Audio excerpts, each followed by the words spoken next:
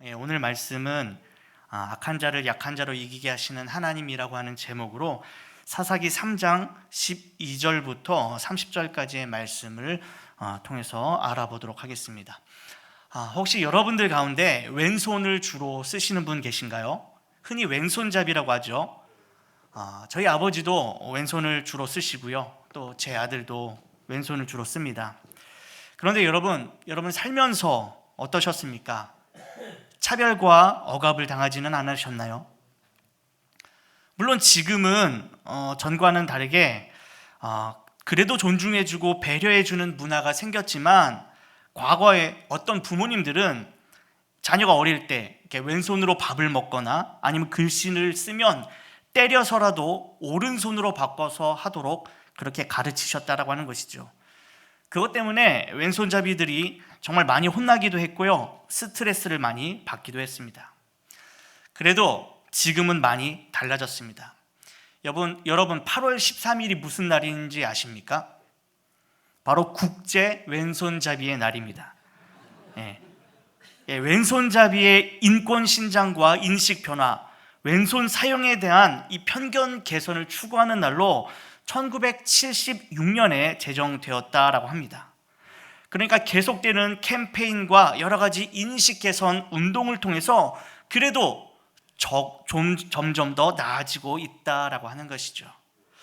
요즘에는 스포츠 선수들 같은 경우 왼손을 사용하는 사람들이 굉장히 귀하고 희소성이 있어서 엄청난 대우를 받고 있습니다. 그러나 여전히 이 사회는 오른손잡이들을 중심으로 돌아간다라고 하는 것이죠. 그래서 일상에 접하게 되는 많은 것들이 오른손잡이를 대상으로 만들어져 있습니다. 여전히 왼손잡이들은 불편하기만 하죠. 예를 들어서 카드 단말기, 아니면 화장실 휴지거리, 또 가위, 마우스, 키보드 자판기 등 여러분 한번 살펴보십시오.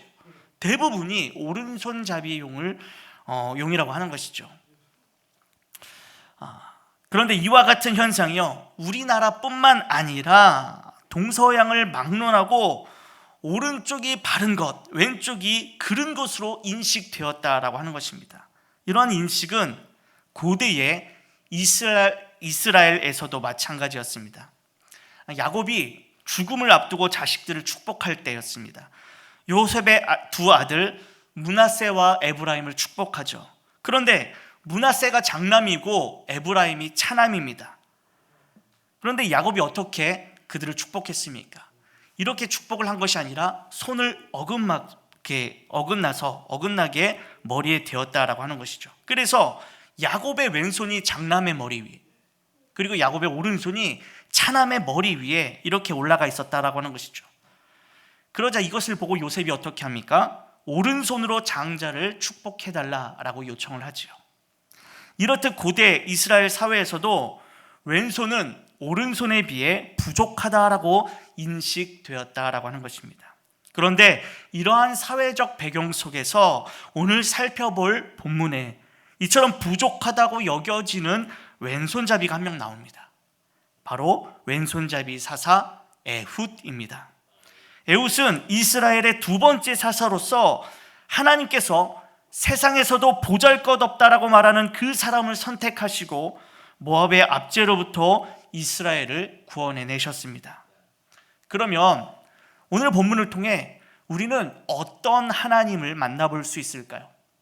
두 가지를 살펴보도록 하겠습니다. 첫 번째로는 하나님은 악한 자를 통해 이스라엘의 악함을 심판하신다라고 하는 것입니다.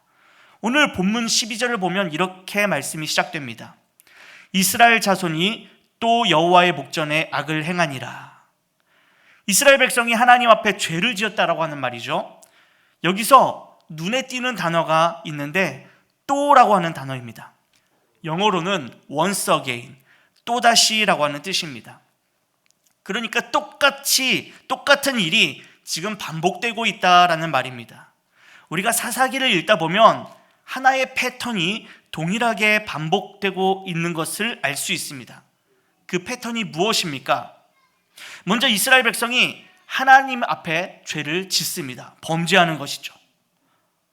또라고 하는 단어는 히브리어 원어로 야사프라고 하는데, 이는 더하다, 증가하다, 늘어나다라고 하는 뜻입니다.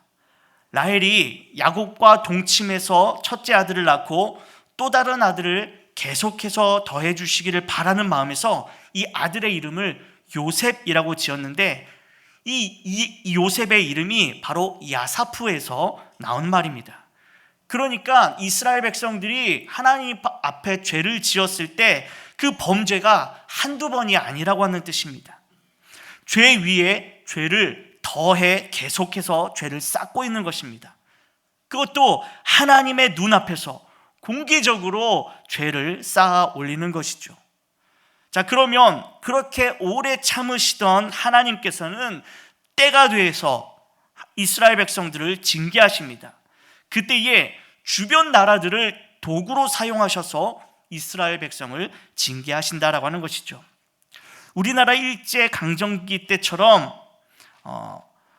어떻습니까? 우리는 일제 36년간 그들에게 많은 것들을 수탈당했다라고 하는 것이죠.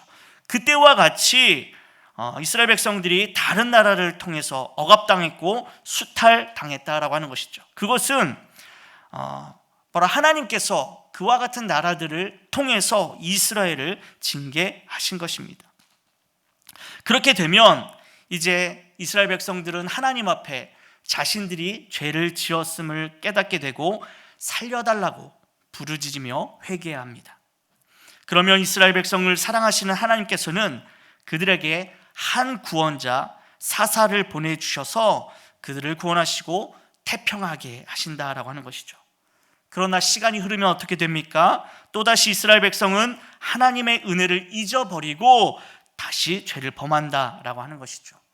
그러니까 정리하면 범죄, 징계, 회개, 구원, 평화, 망각, 바로 이 순서가 하나의 패턴이 되어서 계속해서 반복되는 것입니다. 그러니까 오늘 본문 12절에서 또라는 말을 붙인 것은 이스라엘의 범죄로 시작되는 이 사사기의 악순환이 12절부터 다시 한번 진행되고 있다고 하는 것을 보여주는 것입니다. 그렇다면 이스라엘이 행한 악은 무엇일까요? 오늘 본문 앞에 7절을 보시면 이스라엘 자손이 여호와의 목전에 악을 행하여 자기들의 하나님 여호와를 잊어버리고 바알들과 아세라들을 섬긴지라 라고 기록하고 있습니다. 이 말씀을 통해서 알 수 있듯이 하나님을 버리고 이방신들을 섬긴 우상 숭배의 악을 행했다라고 하는 것이죠. 또한 사사기 17장 6절과 또 21장 25절을 보시면 그때에 이스라엘의 왕이 없으므로 사람이 각기 자기 소견에 옳은 대로 행하였더라라고 합니다. 그러니까 그들은 하나님을 무시하면서 하나님의 뜻대로 살지 않았고 자기가 하고 싶은 대로 살아갔다라고 하는 것이죠. 그것이 바로 그들이 저지른 악이었습니다. 이에 범죄하여 하나님을 떠난 이스라엘을 징계하시기 위해 하나님은 징계의 도구로 모압 왕 에글론을 사용하십니다. 여러분, 우리가 자녀들을 훈육할 때 최후의 수단으로 사용하는 것이 무엇입니까? 처음에는 좋은 말로 잘 달래고 가르칩니다. 참는 거죠. 때로는 보상을 통해 가르치기도 합니다. 그래도 안 되면 큰 소리가 나죠. 그리고 결국 매를 들게 된다라고 하는 것입니다. 여러분, 감정적이고 무분별한 매는 지양해야 하지만 사랑의 매는 부모가 자녀를 사랑하는 한 방법인 것입니다. 이렇게 자녀가 잘못된 길로 나아가지 않도록 때로는 부모가 자녀에게 회초리를 드는 것처럼 하나님께서 모압 왕을 사랑의 매로 선택하신 것입니다. 12절 하반절을 보니까 하나님께서 이스라엘을 징계하시기 위해 모압 왕 에글론을 강성하게 하셨다라고 기록하고 있습니다. 그렇습니다. 하나님은 이스라엘만을 다스리는 민족신도 아니고 팔레스타인 지역만 다스리는 지역신도 아닌 온 세계를 다스리시는 전능하신 하나님이십니다. 온 세상은 바로 하나님의 주권 아래에 있으며 그분의 통치를 받는 것이죠. 모압 왕 에글론도 하나님의 통치 아래에 있었습니다. 하나님은 모압을 당신의 사랑하는 범죄한 이스라엘을 징계하는 심판의 도구로 사용하시기 위해 그들을 강하게 하셨고 이들로 하여금 이스라엘을 공격하게 하신 것입니다.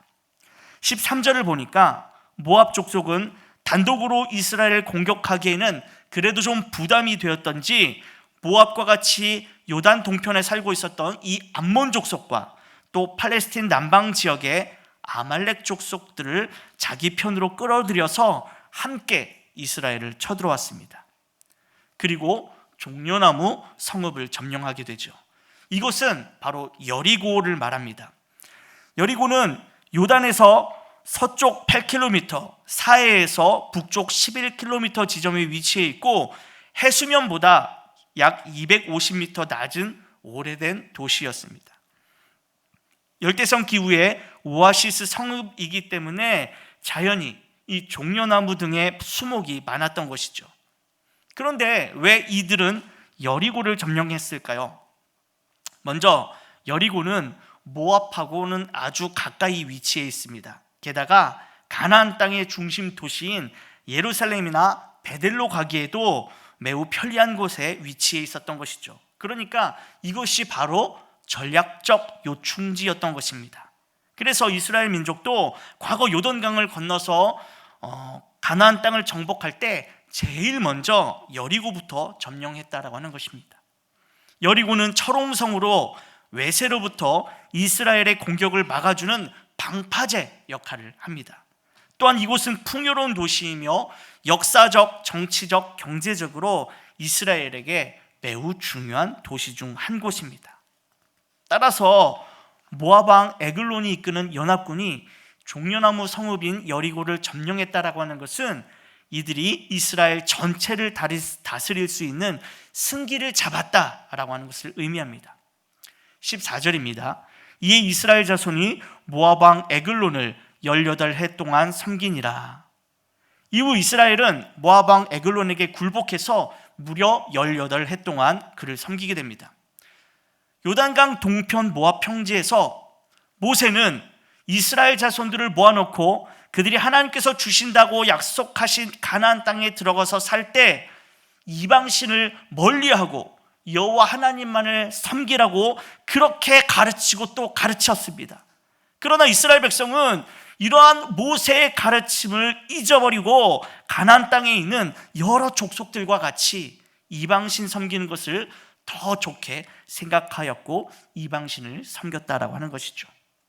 물론 그들이 하나님을 섬기지 않은 것은 아닙니다. 하나님도 섬기고 이방신도 섬겼다라고 하는 것이죠. 그러나 여러분, 두 주인을 섬길 수 없습니다. 또한 부부는 한 남편과 한 아내가 한 몸인 것이죠. 결국 이방신을 섬긴 징계로 하나님은 이스라엘이 모압 왕 에글론을 섬기게 하셨던 것입니다. 이후 이스라엘 백성들은 엄청난 고통 속에 놓이는 값을 치르게 됩니다. 모압 왕 에글론은 탐욕스럽게 이스라엘 백성을 억압하고 수탈했습니다. 이스라엘 백성은 그들이 피땀 흘려 수확한 농산물과 또 정성껏 길렀던 가축들 그리고 자녀들을 18해 동안 착취당했다라고 하는 것이죠. 2014년에 방영된 드라마 중에 나쁜 녀석들이라고 하는 드라마가 있습니다. 총 11부작으로 19세 이상 시청할 수 있었던 드라마였습니다. 당시 굉장히 신선하고 파격적인 스토리를 통해서 많은 화제를 모았는데요. 줄거리는 다음과 같습니다. 어느 날 연쇄 살인범을 쫓던 한 경찰관이 살인범에게 사망하는 사건이 일어납니다. 이 사명감 넘치는 경찰은 그 경찰청장의 아들이었습니다. 경찰청장은 자신의 아들을 죽인 살인범과 그동안 사건이 해결되지 않았던 이런 미제 사건들을 해결하기 위해서 정직당했던 오경위를 복직시키고 그에게 임무 한 가지를 임무를 맡기죠. 이 오경위는 이 사건들을 해결하려고 한 가지 방법을 모색했는데요. 바로 범죄자들이 누구보다 범죄자들의 심리를 잘 아는 것을 이용해서 기존에 수감된 악한 범죄자들을 한 팀으로 불러들이고 그들과 거래했다라고 하는 것이죠. 그러니까 범죄자를 잡은 한 사람의 형량을 감형해 주겠다. 그러니까 너희가 잡아라 라고 하는 것입니다. 즉 경찰이라고 하는 집단이 악한 범죄자들을 잡기 위해서 더 악한 범죄자들을 도구로 사용하는 것입니다. 전국구 조직폭력배, 또 살인이 생업인 살인청부업자, 높은 IQ를 소유한 천재 사이코가 이 범죄자들을 잡기 위해 한자리에 모이게 되면서 일어나는 일을 그려내는 드라마였습니다. 여러분, 분명히 이 드라마는 현실에서 일어날 수 없는, 또 일어나서도 안 될 판타지 논픽션 드라마라고 하는 것이죠. 저는 이 본문을 묵상하면서 설교를 준비할 때 갑자기 이 드라마가 생각났습니다. 그러니까 하나님께서는 범죄하여 악을 행하는 이스라엘을 징계하시기 위해 더 큰 악인 모압을 도구로 사용하셨다라고 하는 것입니다. 그렇습니다. 하나님은 당신 앞에서 당신을 무시하고 악을 행하는 이스라엘을 모압의 압제를 받도록 하셨습니다. 이전에 온니엘 사사가 활동할 때 구산 리사다임을 통해 8해 동안 압제를 받게 하셨는데, 이번에는 18해 동안 압제를 받게 하셨다라고 하는 것입니다. 그런데 여러분, 우리가 반드시 알아야 할 것은 이 사건은 역사적으로 우연히 발생한 것이 아니라 또한 하나님께서 이스라엘 백성에 대해 무관심하시거나 힘이 없으셔서 그들의 압제를 받게 하신 것도 아니라고 하는 것입니다. 이 모든 것은 다 하나님께서 의도하신 것이죠. 온 세상을 통치하시는 하나님께서 이 모압을 강성하게 하셔서 그들의 사기를 북돋아 주시고 이스라엘을 공격하게 하셨다라고 하는 것입니다. 여러분, 민수기 22장에 보시면 모압은 가나안을 향해 진군하는 이스라엘을 두려워했습니다. 그래서 당시 모압 왕 발락은 메소포타미아의 유명한 점쟁이인 발람을 초청해서 이스라엘을 저주하려고 했습니다. 그러나 하나님께서 개입하셔서 오히려 4번이나 이스라엘을 축복하고 모압을 저주하는 결과가 빚어졌다라고 하는 것이죠. 그런데 지금은 어떻습니까? 반대로 하나님이 모압을 강성하게 하셔서 그들이 이스라엘을 치게 하셨다라고 사사기 저자가 분명하게 기록하고 있는 것입니다. 이는 악을 행하고도 돌이키지 않는 이스라엘 때문인 것입니다. 그런데 여러분, 한편으로 여기에서 우리는 하나님의 사랑을 발견할 수 있습니다.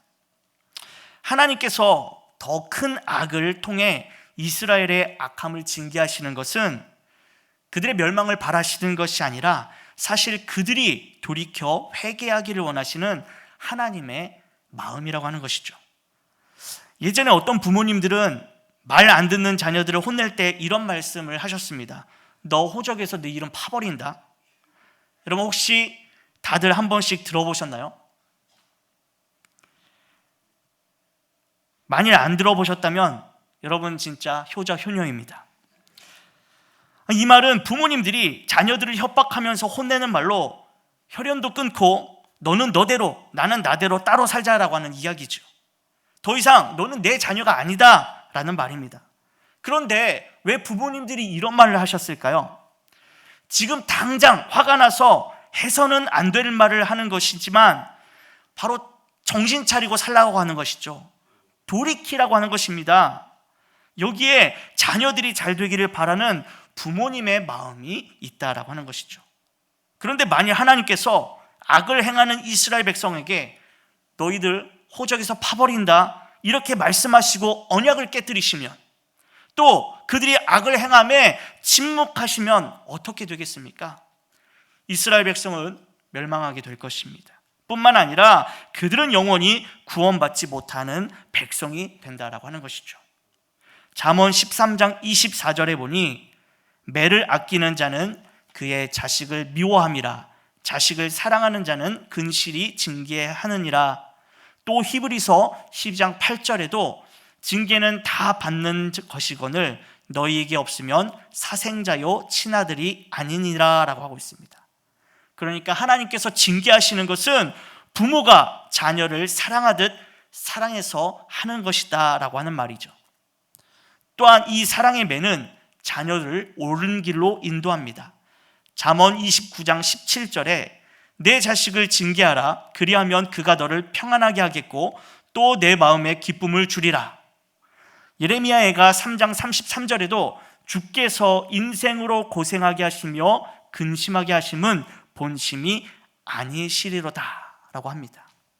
이처럼 성경 곳곳에서 하나님께서는 당신의 자녀를 사랑하시기 때문에 징계하신다라고 표현하고 있는 것입니다. 사랑하는 성도 여러분, 혹시 여러분들 가운데 하나님 보시기에 악한 일을 하고 계시는 분이 계십니까? 그 일을 반복적으로 행하면서도 그 심각함을 깨닫지 못하거나 아니면 알면서도 무시하고 넘어가고 있습니까? 하나님은 사랑의 하나님이니까 다 용서하실 거야 라고 하면서 무시하는 것은 아닌지요? 불의한 부모가 아닌 이상 자녀를 징계하면서 즐거워할 부모는 없습니다. 더군다나 내 사랑하는 자녀가 악한 자들에게 괴롭힘을 당한다면 여러분 그 마음이 어떻겠습니까? 부모의 마음이 찢어질 정도로 아프지 않겠습니까? 그러므로 우리는 하나님의 자녀로서 예수 그리스도를 믿음으로 구원받았음에 안심하지 말고 하나님을 떠나 악을 행하는 것이 얼마나 큰 죄인지를 깨달아야 할 것입니다. 그리고 정말 어떨 때는 내 죄를 깨닫게 하기 위해서 하나님께서 징계를 하실 때가 있습니다.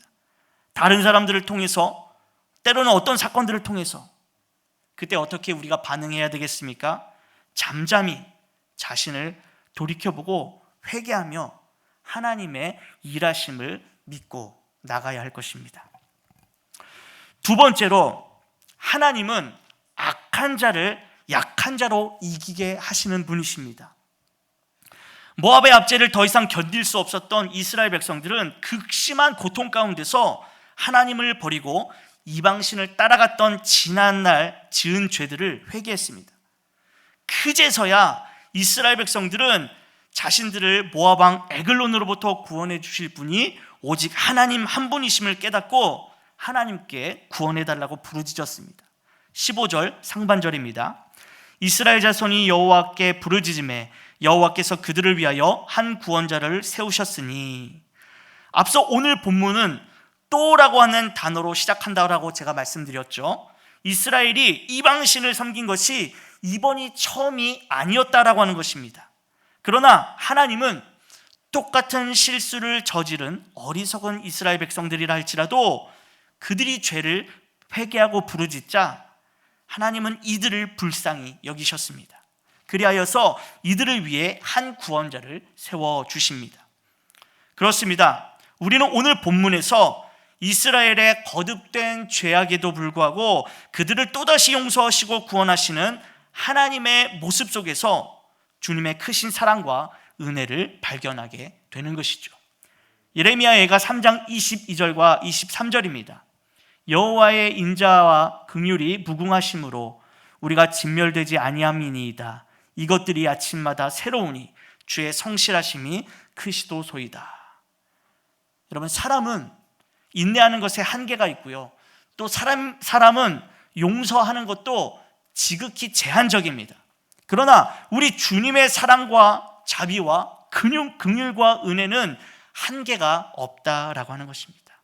이스라엘 백성처럼 반복되는 그 죄악에도 불구하고 언제라도 그 죄를 회개하고 주님께 돌아오면 우리 하나님은 또다시 우리를 안아주시고 넓은 품에 품어주십니다. 이것이 바로 우리 하나님 아버지의 크신 사랑입니다. 이스라엘 백성들이 모압으로부터 구원해달라고 하나님을 향하여 부르짖자 하나님은 그들을 구원할 구원자를 세워주셨습니다. 그 사람이 바로 에훗입니다. 15절 중반절입니다. 그는 베냐민 사람 게라의 아들 왼손잡이 에훗이라. 본문을 보니까 하나님이 세우신 구원자에 대해서 소개하는데 그의 가장 큰 특징이 무엇이죠? 바로 왼손잡이라고 하는 것입니다. 여기서 왼손잡이라고 하는 표현에 대해서는 성경학자들의 다양한 견해가 있는데 크게 두 가지로 볼 수 있습니다. 첫 번째는 이 왼손잡이가 오른손에 장애가 있는 사람이라고 하는 뜻입니다. 그 근거로 본문에 사용된 왼손잡이를 히브리어 원문으로 보면 오른손에 제약이 있는 자라고 하는 뜻이 있기 때문입니다. 게다가 히브리어에는 왼손이라고 하는 다른 단어가 있습니다. 그래서 오늘 본문에 등장하는 사사 에훗이 오른손을 사용하지 못하는 장애인일 것이다 라고 추정하는 것이죠. 두 번째로는 양손을 능숙하게 사용하고자 오른손을 묶어놓은 사람, 즉 사우스포, 왼손을 사용하는 특수한 용병을 가리킵니다. 사사기 20장 16절을 그 근거로 두는데요, 이 모든 백성 중에서 택한 700명은 다 왼손잡이라 물매로 돌을 던지면 조금도 틀림이 없는 자들이더라라고 하고 있습니다. 그러니까 베냐민 지파에는 양손을 자유자재껏 사용하는 그 특수한 용사들이 700명이 있었다라고 하는 것이죠. 그런데 이 베냐민 지파를 대표하는 700명의 용사가 다 오른손을 사용하지 못하는 장애인이었을 리가 없기 때문에, 그래서 이들은 특수한 용사다라고 하는 것이죠. 또한 역사적 기록에서도 베냐민 지파는 전쟁에서 군사들이 돌팔매질을 할 수 있도록 훈련하기 위해서 칼을 들어야 하는 오른손을 뒤로 묶고 그리고 왼손을 사용했다라고 하는 그런 기록들도 찾아볼 수 있다라고 합니다. 그래서 오늘 본문에 사용된 왼손잡이라고 하는 표현을 보고 에훗이 오른손의 장애를 가진 사람으로 보기보다는 그가 오른손보다는 왼손을 더 잘 사용하는 사람이며 왼손을 더 잘 사용하기 위해서 일부러 자신의 오른팔을 묶어 제약을 두었다라고 하는 것이죠. 여러분, 이 두 해석 중에서 어떤 해석이 더 와닿으십니까? 저는 사실 개인적으로는 전자가 더 타당하다고 생각합니다. 전자든 후자든 사실 성경을 해석하는 데는 큰 무리는 없어 보이지만 정리하면 에훗은 오른손을 쓰지 못하는 장애를 가진 사람이었지만 왼손을 더 갈고 닦아서 훈련한 군사였을 것이다 라고 하는 것이죠. 자, 그러면 하나님은 이 왼손잡이 에훗을 어떻게 사용하셔서 백성들을 고통 가운데서 구원하셨을까요? 모압의 속국이 되었기에 이스라엘 백성은 모압 왕 에글론에게 곡물을 바쳐야만 했습니다. 15절을 보니까 이때 에훗이 곡물을 전달하는 그런 일들을 했습니다. 즉 에훗은 모압 왕에게 곡물을 바치는 일종의 사절단의 대표였다라고 하는 것이죠. 에훗은 에글론을 만들어 갈 때 이 칼을 한 자로 자신의 몸에 숨겼습니다. 16절에 보니까 칼의 길이가 한 규빗이라고 되어 있는데요, 대략 45cm 정도의 길이의 범위였습니다. 에훗은 양쪽에 날이 선 이 짧은 칼을 오른편 다리 옷 속에 찼습니다. 그런데 여러분, 왜 그랬을까요? 고대에는 왕을 죽이려고 하는 암살 시도가 빈번하게 일어났다라고 하는 것이죠. 그래서 어떤 사람들이 왕을 아련하기 위해서는 반드시 몸수색을 거쳐야 했습니다. 그런데 대부분의 사람들은 오른손잡이잖아요. 그 경우 칼을 어떻게 빼죠? 바로 왼쪽 허리춤에 칼집에 칼을 꽂고 있으면 거기서 칼을 빼는 것이 일반적입니다. 그렇죠? 우리가 사극을 보면 대부분 군사들도 이 왼쪽 허리에 칼을 차고 있는 모습을 볼 수 있습니다. 그러니까 일반적으로 대부분 사람들은 왼쪽에 칼을 차던 시대 배경 속에서 에훗은 오른손을 사용할 수 없었던 왼손잡이였기 때문에 이 오른편에 칼을 숨겨서 들키지 않을 수 있었다라고 하는 것이죠. 또한 그가 오른손을 사용하지 못하는 장애인으로 보였기 때문에 수색은 더 쉽게 끝났을 것입니다. 17절을 보니까 모압 왕 에글론에 대한 묘사가 기록되어 있는데 에글론은 심히 비둔한 자였다라고 하고 있습니다. 사사기의 저자는 모압 왕 에글론을 심히 비둔한 자라고 소개하고 있죠. 이는 뚱뚱하여서 살찐 모습을 의미합니다. 여기에서 사용된 비둔하다라고 하는 히브리어는 바리라고 하는 단어가 사용되는데 본래 곡물이나 동물의 상태를 표현할 때 쓰이는 단어입니다. 그러니까 살찐 소라고 하든지 아니면 풍성하게 알곡이 굵은 곡식과 같은 표현에 사용되는 것입니다. 여러분, 에글론이라고 하는 이름은 송아지 또는 소라는 그 의미가 있습니다. 따라서 지금 사사기의 저자는 모압 왕 에글론을 살찐 소로 조롱하면서 비유하고 있는 것이죠. 에웃은 모압 왕 에글론에게 공물을 바쳤습니다. 돌아가던 길에 에웃은 자신과 함께 온 다른 사람들을 먼저 돌려보낸 후에 이 발걸음을 돌려서 다시 에글론 왕을 찾아갔죠. 그리고 19절에서 이렇게 말합니다. 왕이여, 내가 은밀한 일을 왕에게 아뢰려 하나이다. 에웃은 왕에게 할 말이 있어 돌아왔다고 말했습니다. 여기서 일이라고 하는 단어는 다바르를 사용하는데 물건이라고 하는 뜻으로 사용하기도 합니다. 그러니까 에글론은 에웃이 바친 곡물 외에 뭔가 더 특별하고 은밀한 물건이 있다라고 생각했던 것이죠. 그래서 그는 모든 신하들을 내보냅니다. 이제 서늘한 다락방에는 에글론과 에훗 단둘만이 남아 있습니다. 이에 에훗은 홀로 남아있는 에글론 왕 앞으로 나갔습니다.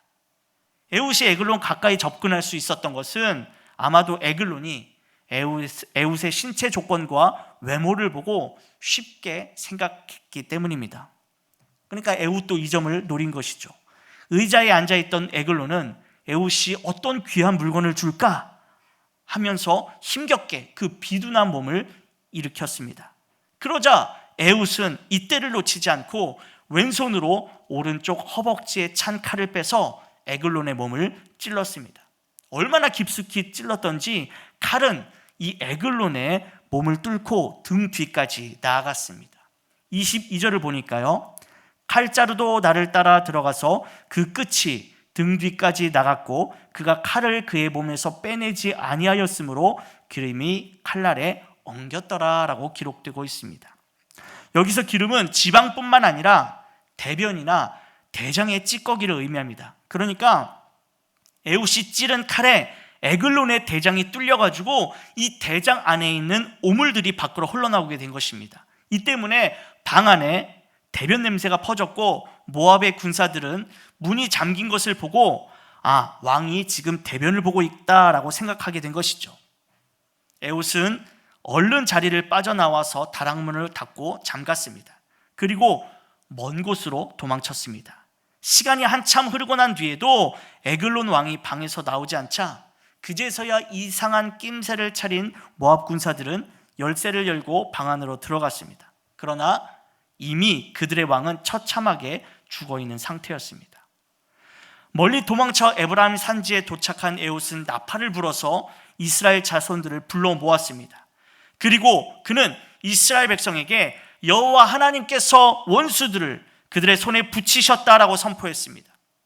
사기충천한 용사들은 에훗과 함께 힘써 싸웠고 요단강 나루를 지키고 모압 군사들이 한 사람도 그 강을 건너지 못하도록 길을 막았습니다.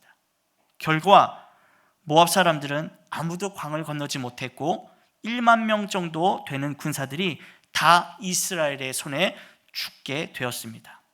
29절을 보니까 죽은 자들이 모두 장사요 모두 용사라고 했습니다. 이는 이들 역시 살찐 자들이라고 하는 의미인데 지난 18해 동안 이스라엘 백성을 수탈하여 배불렀던 원수 모압 군사들을 조롱하는 표현이었던 것이죠. 결국 하나님이 세우신 왼손잡이 사사 에훗이 용기를 내서 홀로 적진에 뛰어들어 적장을 죽이고 이스라엘을 구원해냈습니다. 그 결과 모압은 이스라엘에게 항복하였고 이스라엘은 18해 만에 자유를 되찾았습니다. 이는 하나님께서 이스라엘에게 큰 승리를 주신 것입니다. 그 후 이스라엘이 살고 있는 땅에 80년간 평화가 찾아오게 되었습니다. 이는 사사기를 통틀어 가장 긴 평화의 시간입니다. 사랑하는 성도 여러분, 오늘 본문에서 우리는 하나님께서 어떻게 일하시는지를 볼 수 있습니다. 하나님은 약한 자를 통해 악한 자를 이기게 하시고 심판하신다라고 하는 것이죠. 하나님은 우리가 전혀 예상치 못한 방식으로 역사하시는 분이십니다. 첫 번째로 하나님은 이스라엘의 악함을 징계하시기 위해서 모압을 세우셨습니다. 이스라엘 백성들에게 있어서 모압은 그다지 신경 쓰지 않아도 될 보잘것없는 족속이었습니다. 그렇지만 하나님께서는 이스라엘 백성들의 죄악을 심판하시고 징계하실 때에 이 모압을 강성하게 하셨습니다. 이것은 전적으로 하나님께서 허락하신 일이고 그렇지 않다라면 불가능했을 것이죠. 연약한 모압을 통해 이스라엘 백성들이 하나님을 바라보게 하신 것입니다. 두 번째로 하나님은 왼손잡이를 사용하셨는데 누구도 기대하지 않았을 뿐만 아니라 자신의 혈통 또한 보잘것없었던 에훗입니다. 여러분, 오늘 제22대 국회의원을 뽑는 선거가 있었는데 만일 당시 사사를 투표로 뽑았다라고 한다면 과연 여러분들 누가 사사가 되었을 것 같습니까? 누가 뽑혔을지 알지는 못하겠지만 최소한 에훗은 아닐 거라고 확신합니다. 이전 사사였던 온니엘과 같이 유력한 지파의 모범생인 인물들을 뽑았을 것입니다.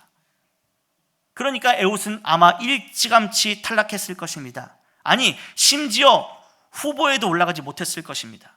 그런데 사사는 오로지 하나님의 선택으로 정해집니다. 하나님께서는 당시 누구도 거들떠보지 않을 에훗을 선택하셔서 그를 통해 이스라엘을 구원하셨다라고 하는 것입니다. 그렇습니다, 여러분.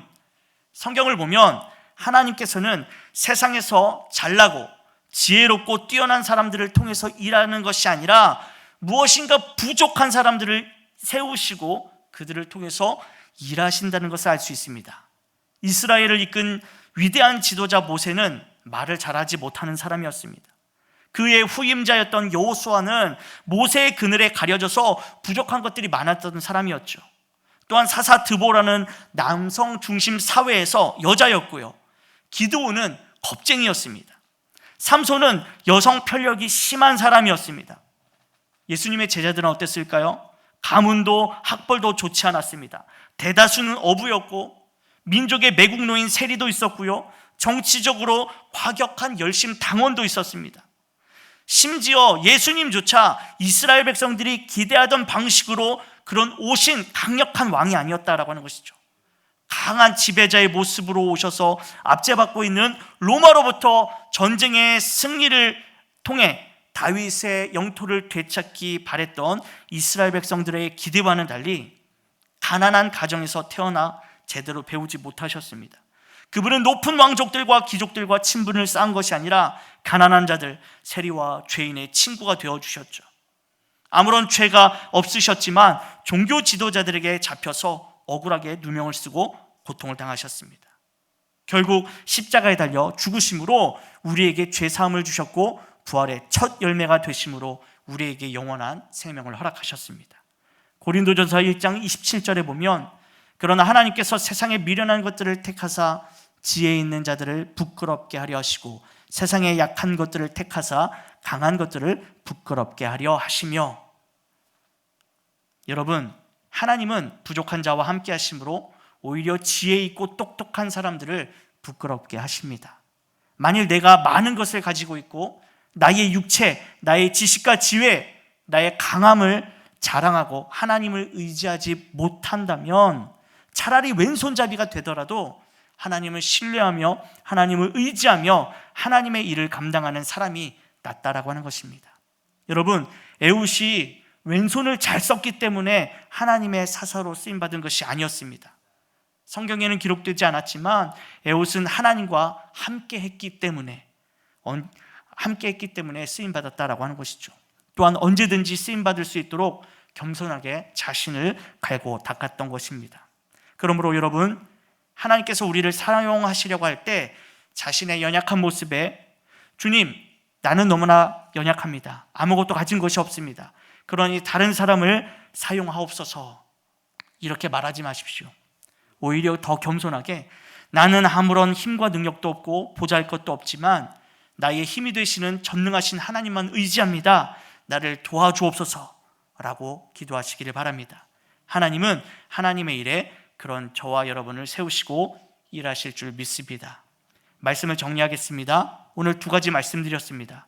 첫째로 하나님은 악한 자를 통해 이스라엘의 악함을 심판하신 것처럼 우리도 악한 자들을 통해 징계당할 수 있다라고 하는 것입니다. 그러므로 우리 자신의 말과 행실을 돌아보고 우리의 죄악을 회개하며 하나님의 일하심을 믿어야 할 것입니다. 두 번째로 하나님은 악한 자를 약한 자로 이기게 하시고 그들을 심판하십니다. 그러므로 자신의 약함으로 인해 낙심하지 말고 하나님의 강하심을 의지하며 겸손하게 준비되어 하나님께 쓰임받는 우리 모든 성도님들이 다 되시기를 축원합니다.